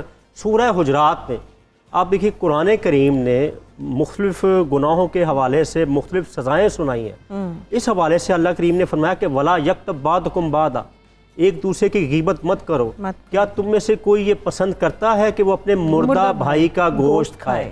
इंसान, गोश्त, भाई, मुर्दा, इन चीज़ों को, बातों को सुन के जो अक्ल सलीम वाला इंसान होगा वो कांप उठेगा, कांप उठता है बेशक। और दूसरा इसका नुकसान देखिए, हुजूर अकरम सल्लल्लाहु अलैहि वसल्लम एक दफ़ा दो कब्रों के पास से गुजरे, फरमाया दोनों को अजाब हो रहा है। निगाह नबूवत तो फिर आप जानते हैं क्या उनकी निगाह से क्या कौन सी चीज़ पोशीदा है। और आपने फरमाया एक शख्स पेशाब के छींटों से, नापाकी से नहीं बचता था, दूसरा चुगली करता था। इससे अंदाज़ा, अच्छा आप देखिए इसको सोशल पर्सपेक्टिव में देखिए कि एक शख्स आपके सामने गीबत कर रहा है, आप सुन रहे हैं, तीसरा बंदा जो एक बाशऊर आदमी आएगा, इंसान आएगा, मर्द हो या औरत, वो गीबत करने वाले के बारे में क्या इम्पैक्ट लेगा, और जो सुन रहा है बड़े शौक उसके बारे में देखिए, गीबत करना भी जुर्म है, सुनना भी जुर्म है। और हमें चाहिए कोई हमारे सामने अगर किसी की कोई गीबत करे उसको रोके और कहे नहीं भाई वो ऐसा नहीं है। और एक और बात देखिए, मैं अगर किसी की गीबत बुराई कर रहा हूँ तो क्या ये मैंने तय कर लिया मैं गुनाहों से पाक हूँ, मुझ में बुराइयाँ नहीं है, नकाइस नहीं है? ये तो नबी की ज़ात होती है, अब अल्लाह जिसको बचा ले, मुकम्मल है। बाकी कोई इंसान आज बता दे कि वो उसमें कोई ऐब या नक्स नहीं है, तो भाई मोहतरमा जब आप में भी है काफ़ी प्रॉब्लम, उस पर गौर करें अल्लाह की बारगाह में। और देखिए अल्लाह है सत्तारुल अयूब, अल्लाह गुनाहों पर पर्दे डालता है, और हदीस में आता है तखल्लकू बि अखलाकिल्लाह है, अल्लाह की सिफात को अपनाओ, अल्लाह पर्दे डाले हमारे गुनाहों पर, दूसरे गुनाहों पर, तो हमें भी पर्दा रखना चाहिए। चलिए, एक कॉलर भी हमारे साथ मिसेस एजाज मौजूद हैं, उनसे बात कर लेते हैं। मिसेस एजाज, चुगलखोरी से मुताल्लिक क्या बात करना चाहेंगी आप? जी, मुझे अस्सलाम वालेकुम आप सबको। मुझे ये सवाल करना है कि अब देखिए दो आदमी हैं, एक दूसरे पे जुल्म कर रहा है। अब होता है एक वक्त ऐसा आता है कि वो कुछ जुबान से किसी तीसरे आदमी को अपने मतलब बताना चाहता है, चुगलखोरी, और मैं इसमें फ़र्क मालूम करना चाहती हूँ, मेरा सवाल पूरा सुनिएगा। अब वो जाके तीसरे शख्स को जो उसका हमदर्द है वो सारी बातें बताता है कि इसके ये मेरे पे जुल्म करता है इस वजह से, और इसके अंदर ये ऐब है जिसकी वजह से वो मेरे पे जुल्म करता है। कोई रिश्ता भी हो सकता है, कोई दो इंसान, तो ऐब जो ही और उस बताने में क्या फ़र्क है, क्योंकि यकीनन वो उसकी बुराई भी कर रहा है। ठीक है ना जी, अल्लाह हाफ़िज़। ठीक है, बड़ा ही प्यारा सवाल है, थैंक यू मिसेस एजाज। मैं डॉक्टर साहब से इसका आंसर ले लेती हूँ, फिर मैं आपकी तरफ आती हूँ। डॉक्टर साहब, इन्होंने कहा है कि अगर कोई शख्स जुल्म करता है, वो रिश्ते में आपका कुछ भी हो सकता है, अगर आप किसी दूसरे शख्स को जाके बताते हैं कि जी ये शख्स मेरे साथ इस तरह का सलूक, इस रवा रखा हुआ है, तो ये चुगलखोरी में आएगा या क्योंकि आप उसकी बुराई भी कर रहे हो? इसमें डिटेल से बात करेंगे। गीबत की कुछ ऐसी सूरतें हैं जब आप किसी का नक्स ऐब बयान करते हैं तो वो गीबत नहीं कहलाएगा। नहीं कहला। मसलन किसी ने आपसे पूछा है फलां बंदा कैसा है, मैंने अपनी अजीज़ा का रिश्ता करना है, अब जैसा वो है आपने बचाना है, दूसरे की ज़िंदगी का सवाल। अमानत है। बिल्कुल। अगर कोई कहता है जी मैंने फ़लाँ से कारोबार करना है, अगर वो लुटेरा है, कब्ज़ा ग्रुप है, भत्ता ग्रुप है या शरीफ है, जो उसकी एक्चुअल पोजीशन है, ये गीबत में नहीं आएगा। तीसरी बात, आपने इंसाफ लेना है अदालत में जाकर, तो आप बताएंगे नहीं कि उसने मेरे साथ ये जुल्म किया, मेरे पड़ोसी ने, इंसाफ लेना है। तो ये अच्छा, इसमें भी देखिए ये पॉजिटिव वे है।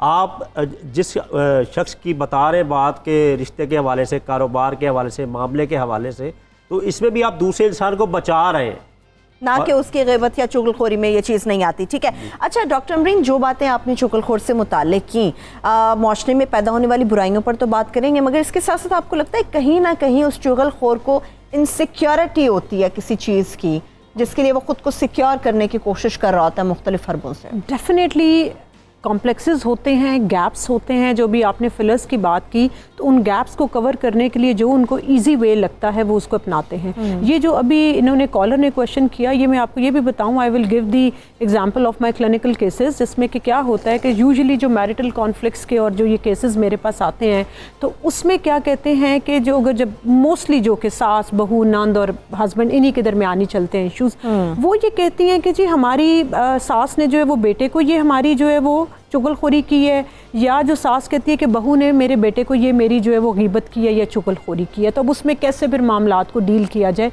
देखिए, कन्वे करना, जैसे अभी डॉक्टर साहब ने भी कहा कि कन्वे करना एग्जैजरेशन के बगैर। अब होता क्या है डॉक्टर साहब, मैंने मोस्टली केसेस में देखे कि जब बात एक जगह से दूसरी जगह जाती है ना, तो एडअप होके जाती है, उसमें एग्जैजरेशन करके। अगर आपकी नीयत ये है कि आपने अपने हस्बैंड से शेयरिंग करनी है और बताना है कि ये हुआ, बट उसमें आप एग्जैजरेट ना करें, मिर्च मसाला लगा के ना बताएं, ये बड़ा इंपॉर्टेंट चीज़ है। तो ये मुझे लगता है तड़के के बगैर चीज़ पसंद मज़ा नहीं आता ना, हमें कोई भी चीज़ तड़के के बगैर मज़ा नहीं, जब तक कि उसके ऊपर वो गरम मसाला ना डाला जाए। So this is what I am saying कि नीयत पे again it depends on the, जो हमारा सिंपल है इन्नमल अमालु बिन्नियात। सो हमारा साइकोलॉजी का भी बेसिक ये प्रिंसिपल है, the way you think the way you behave.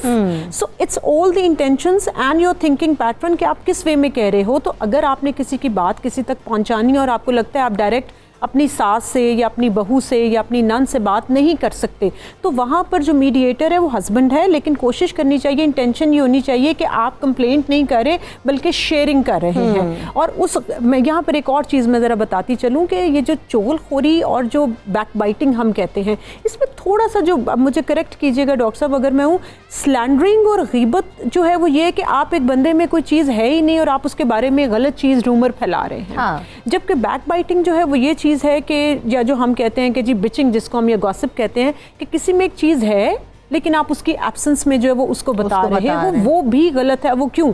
अब आप देखें कि पर्सनालिटी, जब हम ग्रूमिंग की बात करते हैं, यहाँ ज़रूरत मैं ज़रूर मेंशन करूँगी कि जब हम पर्सनालिटी ग्रूमिंग की बात करते हैं तो उसमें एक बड़ा इंपॉर्टेंट कॉन्सेप्ट जो है वो क्रेडिबिलिटी का है, जिसको मैं मैच करती हूँ, जो कि हमारे होली प्रॉफिट सल्लल्लाहु अलैहि वसल्लम की खसूसियत थी, सादक और अमीन।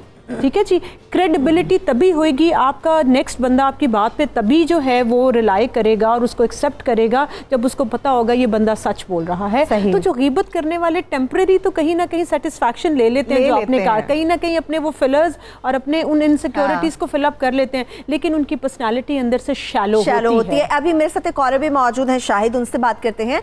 जी मेरे भाई, बात कीजिए। शाहिद, अगर आप हमें सुन सकते हैं तो मेरे भाई बात कीजिए।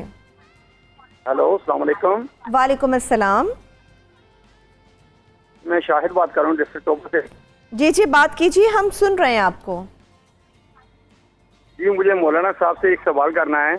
जी मौलाना साहब, आप इस वक्त इस्लामी और शरई तौर पे बात कर रहे हैं। जी जी, बात करते रहिए आप। चलिए मेरे भाई, एक पूरा सवाल है, एक दफ़ा बता दीजिए आप, ताकि फिर उस तरह से उसका आंसर भी लिया जा सके। अच्छा मुसर्रत साहिबा, चूँकि बहुत सारी चीज़ें हैं जो हम पॉलिटिशियंस को सिर्फ टीवी पर देखते हैं, उनके बारे में नहीं जानते। जब हम चुगली की बात करते हैं तो बहुत सारे ऐसे हम देखते हैं यंगस्टर्स जो पॉलिटिक्स में आ रहे हैं, किसी ने किसी को पकड़ा हुआ है, किसी ने किसी को पकड़ा हुआ है, तो आपस में एक दूसरे की, एक तो ये होता है खुशामदे हो रही होती है, एक होता है कि अच्छा फ़लानी ये ऐसी है तो फ़लानी ऐसी है, तो वो आपका बड़ा फेवरेट हो जाता है। ये चीज़ भी पॉलिटिक्स में आती है कि आप जैसे प्राइम मिनिस्टर के कान में कुछ चुगली कर दो किसी की, तो प्राइम मिनिस्टर को पता चल जाए यार ये तो मेरा बड़ा ख़ास किस्म का बंदा है। ये आंसर नज़र आता है हमें पॉलिटिक्स के अंदर। ओवरऑल है ये बिहेवियर अब ज़्यादा हो रहा है, खुशामद का कल्चर प्लस चुगली का। गीबत का। अब इसमें ना दो, there is a thin line between गीबत एंड बहतान। अब अनफॉर्चुनेटली चुगली तो एक, मैं कहती हूँ कि फिर भी चले, जो आप में ऐप मौजूद है वो बयान हो गया, you just think about the बहतान, और मैं तो इसको गुनाह कबीरा समझती हूँ इस पे। हाँ, और है भी, बिकॉज देखिए अल्लाह ताला ने फरमाया कुरान पाक में कि जो लोगों के ऐप टटोलने वाला, मतलब जो उसमें मौजूद है उसका जब गुनाह है, तो जो मौजूद चीज़ नहीं है उसको बयान करना कितना बड़ा जुल्म है। फिर उसके बाद अल्लाह ताला, देखिए मेरी बात सुने, अगर आप इस्लाम को गौर से देखें, इसमें इतनी मतलब आसानियाँ हैं सबके लिए, फलाह, और मतलब हम लोगों की ज़िंदगियों में चुगली करके या बहतान लगा के हम उनकी ज़िंदगियों में मसाइल खड़े कर रहे होते हैं बेसिकली, और अपने लिए उसमें से कुछ बेनिफिट उठाना चाह रहे होते हैं। और सबसे जो अलमिया है वो ये है कि जब ये ख़ानदान या फैमिली पे चले, मॉनिटरी बेनिफिट्स एक साइड पे रखो कि कोई गेन प्रमोशन ले लिया, किसी को डिमोट करा लिया, बट व्हाट अबाउट घर तबाह हो जाते हैं, जी, आप फैमिलीज टूट जाती हैं और आपकी आने वाली नस्लें तबाह, और कर कौन रहा है?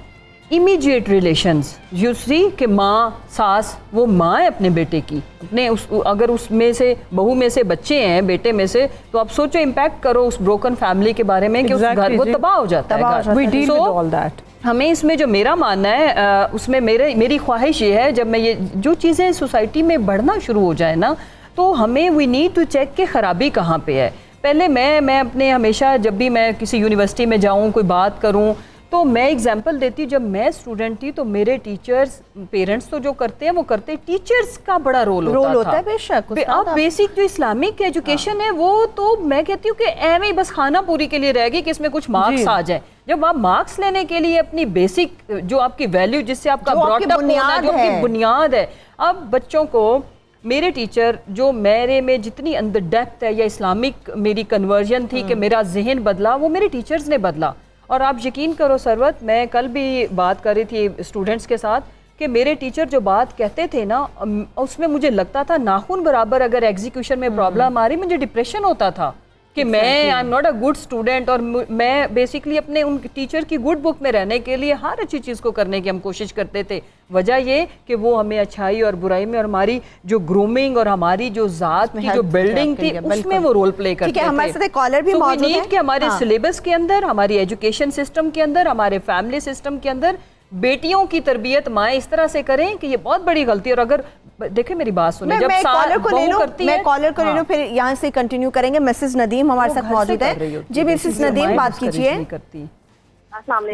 वालेकुम अस्सलाम। मुझे हज़रत साहब से पूछना था कि ये जो हमारे घरेलू मैटर्स होते हैं, जैसे मेरी देवरानियों में सास के इशू है कुछ जो ना नहीं बन रही, वो मुझसे आके डिस्कस करती हैं दोनों। मेरा ये होता है कि मैं दोनों को समझा दूं कि नहीं ऐसे करते हैं, वो नेक्स्ट डे फिर वो ये बात हो जाती है।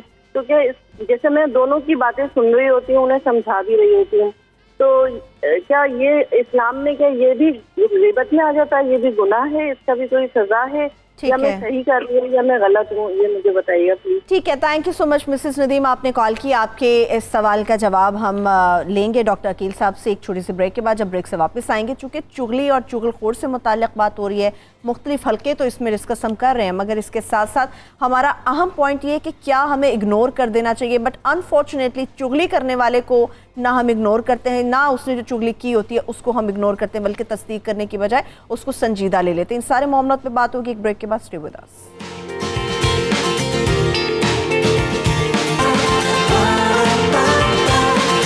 सुबह सवेरे पाकिस्तान,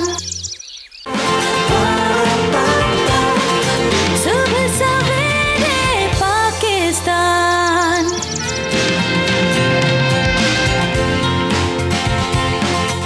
वेलकम बैक। बात हो रही है चुगलखोर और चुगलखोरी से मुतालिक, इसके मामले में इनकी नफ्सियात क्या होती है, या फिर इससे मुतालिक हमारा दीन इस्लाम क्या कहता है। मुख्तलिफ जगहों पर हमें ये चुगलखोर किसी न किसी शक्ल में मिलते हैं। हमारी एक कॉलर मौजूद थी डॉक्टर अकील साहब, उन्होंने एक सवाल किया था।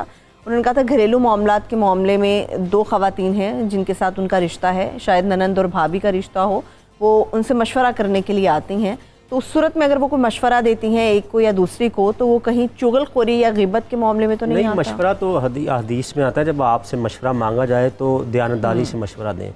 अच्छा, यहाँ पर ना मैं एक और बात करना चाहूँगा कि अमूमन टीचर, बाप, शौहर, हाकिम जो पोजीशन में लोग होते हैं जी। उनके पास लोग दूसरे लोगों के हवाले से कोई उनकी कमज़ोरियां बयान करने आ जाते हैं। तो जब ऐसी पोजीशन में जो पोजीशन होल्डर हैं उनके पास कोई बात आई है तो कुरान ने इस हवाले से तसव्वुर दिया है जब भी तुम्हारे पास कोई ख़बर लेकर आए तो फतबय्यनु, तस्दीक, तो इन्वेस्टिगेट दैट, उसकी कह लो कि वेरिफिकेशन कर लो वेरिफिकेशन कि उसमें सदाकत कितनी और झूठ कितना है। कितना शामिल। अच्छा, अमूमन घरों में हम अक्सर ये बात करते हैं, जब शौहर आता है तो माँ का बेटा होता है, माँ कहती तेरी बेगम ने ये बात की, बेगम कहती तेरी माँ ने ये की। अब मैं ईमानदारी से ये बात करूँगा कि ये डिपेंड मर्द पे करता है। माँ को दोनों को बैलेंस नहीं, मर्द पे करता है। वो माँ को माँ ये तेरी बेटियों की तरह है, अपनी बीवी को कहे जो माँ घर छोड़ के आई हो ना ये भी तुम्हारी माँ की जैसी तो ये मर्द पे डिपेंड करता है कि वो मुश्तइल ना हो।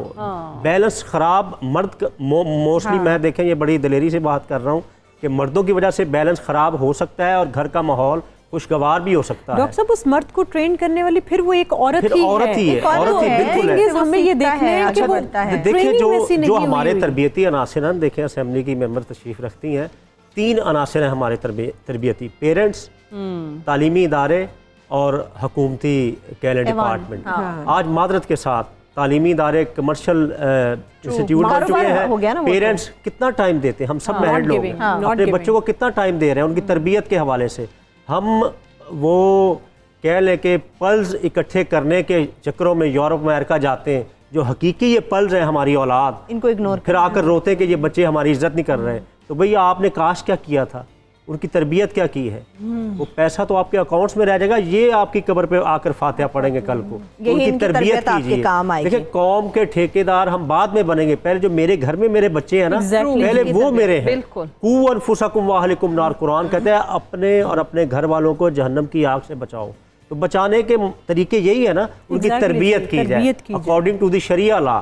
और हमें ये भी मैं अर्ज करना चाहूँगा यहाँ पर, दीनदारी का कोई भी पहलू हो, अगर मैं कोई किसी दीन के पहलू पे अमल नहीं कर रहा, आपने किया है तो मैं उसको अप्रिशिएट करूं, ना ये कि मीडिया पर बैठकर क्रिटिसाइज करूं कि KPK में हुकूमत ने जनाब वो बच्चियों पर ये कर दिया। वो जो अच्छा पहलू है इन इट्स ओरिजिन उसकी तारीफ की जाए। खुदा के लिए आप दीन के ऐसे पहलुओं पर हुकूमत पर लाख तनकीद करें, आप लाख तनकीद करें, लेकिन कोई अच्छा पहलू है जो बेहतर पहलू है जिससे लोगों का किरदार संवर सकता है और किसी मसले को हल करने में हेल्प मिल सकती है, तो उसको खुदा रा क्रिटिसाइज न कीजिए। अच्छा डॉक्टर अमरीन, ये भी होता है कि अगर हम ऑफिस के हवाले से बात करें, अपनी वर्क प्लेस के हवाले से बात करें, हम काम के लिए निकलते हैं, बहुत सारे लोग जो कि इनसिक्योर होते हैं या उन्हें लगता है कि अगर वो किसी की चुगली करेंगे तो वो इस डेजिग्नेशन की बजाय इस डेजिग्नेशन के ऊपर आ जाएंगे। ये प्रमोशन के लिए चुगली कितनी इंपॉर्टेंट होती है, ये लोग फिर क्यों करते हैं, या वाकई प्रमोशन में आप समझती हैं चुगलखोर जो है वो कामयाब रहता है? देखिए, as far as our culture is concerned, with due apology, let me be very honest today, हमारे यहाँ इस कल्चर के अंदर I myself have observed, खुद भी मैंने देखा है, इर्द गिर्द लोगों को भी मैंने देखा है कि वो इसको डिप्लोमेसी कहते हैं, वो अब इसको चुगलखोरी या ग़ीबत नहीं कहते, वो कहते हैं। मुझे आई माई सेल्फ रिमेंबर कि मैं एक यूनिवर्सिटी में पढ़ा रही थी जी, और मेरे जो सीनियर थे तो उन्होंने कहा कि अमरीन, उन्होंने लाइटर नोट में कहा, सॉफ्टर नोट में, कि अमरीन थोड़ा सा try to learn to be a diplomatic. मैं आज से काफ़ी साल पहले in the beginning of my career try to, जैसे आपने कहा ना आप सीख रही हैं, तो तब मुझे उन्होंने सिखाया बाकायदा कि try to be not very blunt and straightforward, थोड़ा सा डिप्लोमेटिक। तो ये जो डिप्लोमेटिक वर्ड ने इसको रिप्लेस किया, वो डिप्लोमेसी जो है सो कॉल्ड फैंसी वर्ड से रिप्लेस कर ली। और एक और चीज़, वर्क प्लेस की आपने बात की, प्रमोशंस वगैरह के लिए, तो मेरे पास आजकल एक one of my client is coming, और ही इज़ primarily माशाल्लाह he is a hero, is a cancer survivor. He is not very clever and all that, सारी इन चीज़ों में और ट्रिक्स में। और वही हुआ कि वर्क प्लेस के ऊपर कुछ ऐसा चला कि उसको वहाँ से निकाल दिया गया, उसके ऊपर जो इल्ज़ाम लगाया गया एंड वट एवर। अब वो इतना वो स्कैर्ड हो चुका हुआ है कि वो कहता है I don't want to live here. मुझे कहता है doc I don't want to live here, क्योंकि मैं ये सारे क्लेवर ट्रिक्स नहीं समझ सकता, ना मैं इनमें सर्वाइव कर सकता हूँ, तो better I should move. And he is in reality doesn't know all these tricks के कैसे गेमिंग करनी है, कैसे एक दूसरे की। तो वर्क प्लेस के ऊपर ये बहुत ज़्यादा हो रहा है। और माजरत के साथ फिर कहना पड़ेगा कि अब एक और नई टर्म आ गई है, डॉक्टर, कानों के बड़े कच्चे हो गए, कानों के कच्चे हो गए, और एक और आ गया जी, बी स्मार्ट। ये भी एक नई टर्म आ गई है, बी स्मार्ट। हाँ जी, नहीं, और वो बी स्मार्ट का मतलब ये इज वेरी स्मार्ट, स्मार्ट जी, उसने अपनी स्मार्टली गेम प्ले किया और उसको बाकायदा ना पॉजिटिव सेंस। चले आप अपने लिए रास्ता जरूर बनाएं, लेकिन खुदारा दूसरे को जो है वो गलत तोहमत लगा के या उसका नेगेटिव इमेज पोर्ट्रे करके मत करें। मैं कहती हूँ अगर आपने स्मार्टली प्ले करना है तो उसको अपने रास्ते के लिए करें। मोहब्बत और जंग में तो सब जायज हो जाता है ना, और फिर चुगलखोर के लिए तो वैसे सब कुछ जायज हो जाता है। और बॉसेस को भी चाहिए कि सुनी सुनाई बात के ऊपर सीनियर्स को जरा ध्यान कम दे, और ये याद रखें हमेशा कि जो आपकी किसी और की चुगलखोरी करे, किसी और की बात लेके जा रहे हैं, वो डेफिनेटली आपकी भी बात किसी और तक लेकर जो है वो डेफिनेटली देखिए ना, फिर बॉसेस तो कानों के कच्चे होते हैं, और ये बात आपने बड़ी अच्छी की कि ऐसा होना चाहिए। अच्छा मुसर्री साहब, मुझे ये बताएं कि हम देखते हैं बहुत सारी फुटेजेस ऐसी आती है, असेंबली सेशन हो रहा होता है, खवातीन होती वो आपस में बैठ के गिटमिट कर रही होती हैं। एग्जैक्टली वो क्या होता है? क्या ये होता है कि जी चीज़ें मेरे कान में आए, मुझे पता होनी चाहिए, दूसरे को आप कहते हो ज़रा मुझे बताओ, या चुगलियाँ हो रही होती, क्या हो रहा होता है वहाँ पे? असेंबली में तो कान में बात करने का मतलब ये कि क्योंकि सेशन चल रहा होता है तो आप ऊंची बोल नहीं सकते, कि बस गिटमिट तो वो समटाइम लेजिस्लेशन से रिलेटेड कोई भी बात करनी हो तो वो कन्वर्सेशन सारी आपको आहिस्ता करनी पड़ती है। तो इसका मतलब ये नहीं कि पार्लियामेंट में हर वक्त ये हो रही होती है, but as I told you कि हम भी सोसाइटी में से है ना, वो कोई हम ऊपर से आए हुए नहीं है या कोई बहुत बुरे नहीं है ना बहुत अच्छे हैं। बिल्कुल वो जो किसी मल्टीनेशनल में हो रहा है, जो किसी इस्लामिक यूनिवर्सिटी में हो रहा है, जो किसी मीडिया हाउस में हो रहा है। एग्जैक्टली। अच्छा एक और इंटरेस्टिंग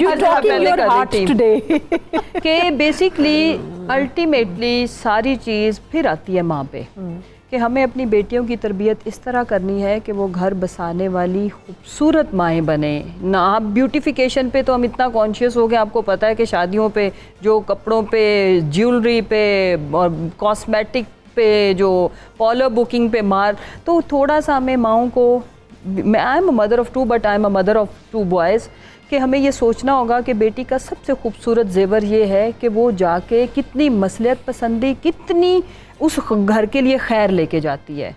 सबसे अल्टीमेटली ये सक्सेस है लाइफ की। तो हमें बच्चियों की तरबियत, बेटों की ज़्यादा रिस्पॉन्सिबिलिटी है, मेरा ये भी मानना है कि जैसे क्योंकि वो अपनी फैमिली के जज, वो अपने अगर इदारे पे बैठे हैं वहाँ के जज, तो उनका जब ये वाला आता है तो वो कितने स्ट्रॉन्ग आपने उनकी तरबियत की, कि उन पर खुशामद का कितना असर होता है, चुगली का कितना असर होता है। क्योंकि मेरा ये मानना है कि ये दोनों रेसिप्रोकल है।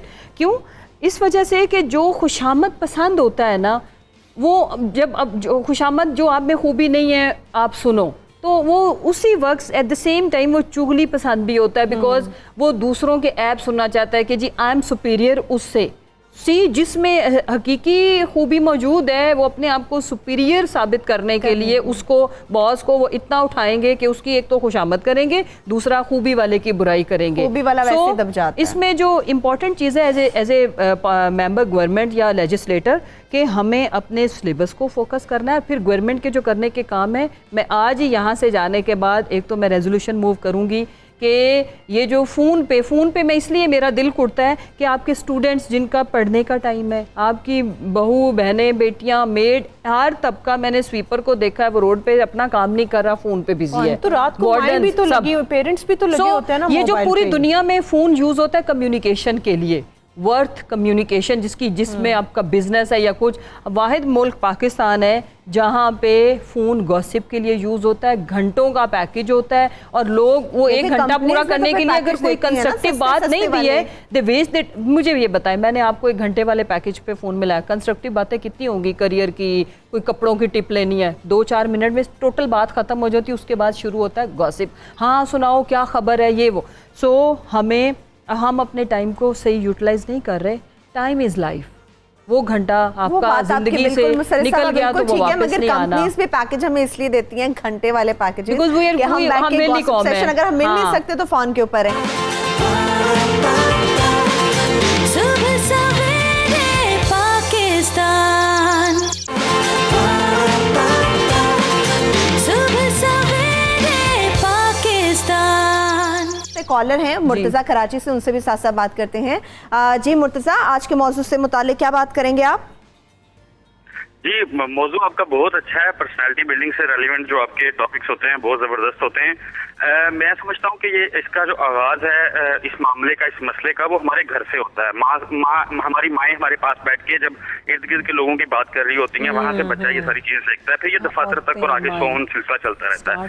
पूछना मैं ये चाहता हूँ हमारे साथ जो माहिर नफ्सियात हैं उनसे भी और इस्लामिक स्कॉलर से भी कि ऐसे अफराद की हौसला शिकनी करना कितना ज़रूरी है और करनी कैसे है, तरीका क्या है उसका हौसला शिकनी करने का। ठीक है, thank you so much Murtaza.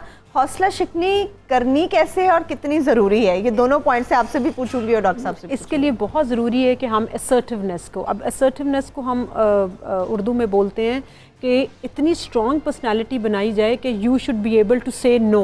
इसको हम जितने भी हमारे होते हैं कि हमें जो नो कहना, वो जो ओबीडियंस के चक्कर के अंदर, मैं एक्चुअली सरवत आपको बता रही हूँ कि बच्चे जो हैं वो जो आप कहते हैं वो नहीं सीखते। ये जो हमारा कॉलो फेल का तजाद है उसमें हम ये समझ रहे होते हैं कि आप बार बार कह रही हैं कि जी बच्चों की ट्रेनिंग करें, पहले तो अपनी ट्रेनिंग करें भाई, बच्चों की ट्रेनिंग तो बाद में।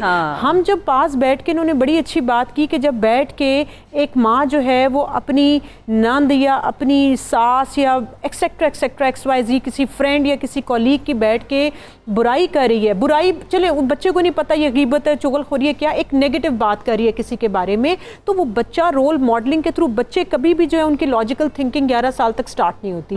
बच्चे जो है वो इसको देख रहे होते हैं, वो इमिटेशन के थ्रू जो है, रोल मॉडलिंग के थ्रू ऑब्जर्व कर रहे होते हैं और वही तरीके से सीख रहे होते हैं। अब 11 या 12 साल तक की बच्चे तक अगर एक बच्चा देख रहा है कि माँ फोन के ऊपर लगी हुई है या वैसे लगी हुई है, तो आप सोचें वो बच्चा है कि बच्ची है वो, या फिर मैं सिर्फ माँ की बात नहीं करूंगी, लेट्स से कि अगर घर में बाप भी आता है और आकर वो फोन के ऊपर लगे हुए हैं और बच्चों को जी टाइम नहीं दे रहे, क्वालिटी ऑफ टाइम, तो बच्चा वही सीख रहा है जो कि वो देख रहा है।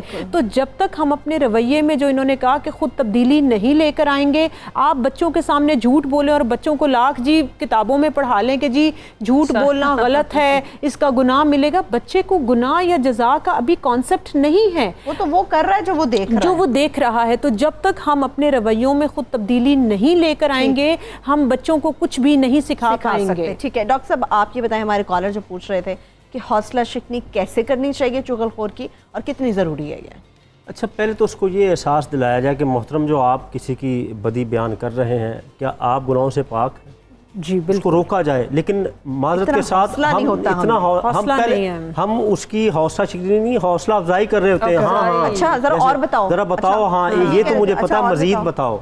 एक बुजुर्ग से किसी शख्स ने आकर कहा कि हजरत फलां बड़ा मोतबर आदमी आपकी बुराई बयान कर रहा है, तो उन्होंने कहा कि जब कमाल हो गई, जब करी बुराई रहे तो मोतबर किस चीज़ का। एक और बुजुर्ग से किसी उनके खादिम ने आकर कहा कि हजरत फलां शख्स आपकी ये बुराई बयान कर रहा है, तो उन्होंने फरमाया कि अगर वो मेरी ऐसी बुराई बयान कर रहा है जो मुझ में नहीं तो मुझे कोई परवाह नहीं, और अगर है तो मुझे अलर्ट होना चाहिए। तो लोग इसको इग्नोर किया करते थे। तो हमें ऐसा रवैया अपनाना चाहिए। दूसरी, ये फैमिली लाइफ के हवाले से देखिए, आज जो रिश्तों में अजनबियत आ गई है उसकी वजह यही है कि माएँ जब अपने बच्चों के सामने अपनी देवरानी, जेठानी, सास, ननद की बुराइयां बयान करेंगी तो बच्चों के जहनों में वो नफरत काश्त कर रही हैं, और बच्चे बगैर विदाउट एनी रीज़न के उन रिश्तों से नफरत शुरू कर देते हैं। अमूमन आजकल हम जो देखते हैं कि बच्चे अपने ननिहाल से ज़्यादा इंक्लाइनेशन होती है, उसकी वजह कोई और भी हो सकती है, लेकिन वजह यही कि माँ बताती तेरे नाना बड़े अच्छे, तेरी नानी बड़ी अच्छी, और ददिहाल के जो ना वो सिस्टम बढ़ा कर रवैया है जी, ये भी एक रवैया है, इसने दूरियां पैदा की हैं। और इस रवैये को ख़त्म करने की अशद ज़रूरत है। मेरे तमाम मेहमानों का बेहद शुक्रिया। डॉक्टर अकील अहमद साहब आपका बेहद शुक्रिया, डॉक्टर अम्बरीन आपका बहुत शुक्रिया, मुसर्रह जमशेद चीमा साहिबा आपका भी बेहद शुक्रिया।